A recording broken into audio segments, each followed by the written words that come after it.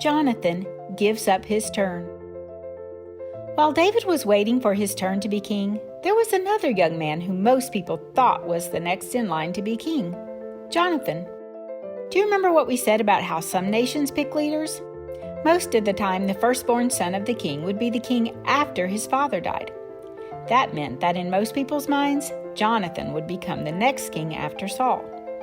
But Jonathan and David were super close buddies, closer than peanut butter and jelly or biscuits and gravy. In fact, after David escaped from Saul and stayed with Samuel for a while, he went to find Jonathan. "Jonathan," David asked, "what have I done to your father that would make him want to kill me? If I've done something wrong, let me know." "No, you're safe. My father tells me everything, David. If he was trying to kill you again, I would know about it," said Jonathan. But David told Jonathan, "No, your father has been hiding it from you because he knows how much you care about me. But I'm telling you the truth. I'm very close to getting killed." Jonathan was heartbroken. "What can I do for you, David, my friend? Anything, just tell me." So they worked out a plan to find out for sure if Saul was going to keep on trying to hurt David. David hid in a field while Jonathan went to a big feast Saul was having. Saul asked Jonathan, "Where's David? He should be here by now." "Oh, he asked me to let him go visit his brother, so I let him," Jonathan answered. When Saul heard that David and Jonathan were working together, Saul got really angry. "How dare you help that man?" he yelled at Jonathan. "Don't you know you won't ever get to be king as long as David is alive?" "Dad, why are you acting like this? David hasn't done anything wrong," Jonathan said. That made Saul so mad that he threw his spear at Jonathan. But Jonathan got away. Jonathan was so upset he couldn't eat anything the rest of the day. The next morning, Jonathan went out to the field where David was hiding. He let David know what he'd found out. Saul really was trying to kill David, and no one, not even Jonathan, could change Saul's mind anymore. David was going to have to leave. It wasn't safe for him to be near Saul anymore. This made the two friends, David and Jonathan, very sad. David bowed down 3 times to Prince Jonathan. They both cried, especially David. He really loved Jonathan.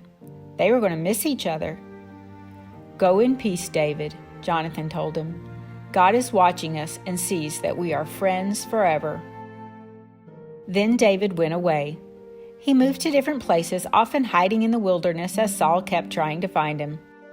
All the time, David got stronger, but Saul only became more and more of a crazy, angry, jealous person.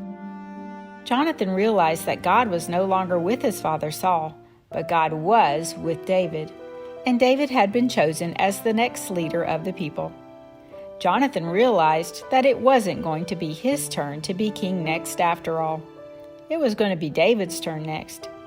David was simply the better man for the job of king. Notice what I said. It wasn't that David was a better man than Jonathan. It's that David was a better man for the job. Jonathan was a courageous, faith-filled, God-trusting man. God loved Jonathan. David loved Jonathan.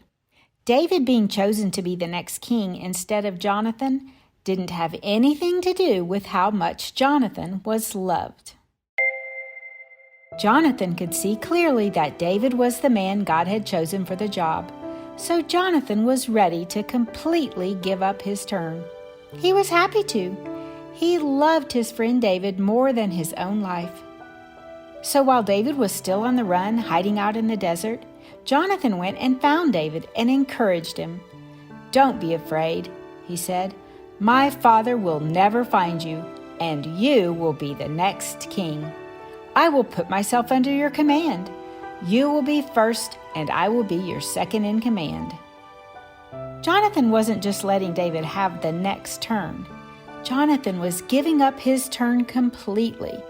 Jonathan would never have a turn to be king. He was choosing the only real kind of love, selfless love. The kind of love that says, "It doesn't matter what happens to me." The kind of love that doesn't think about yourself at all.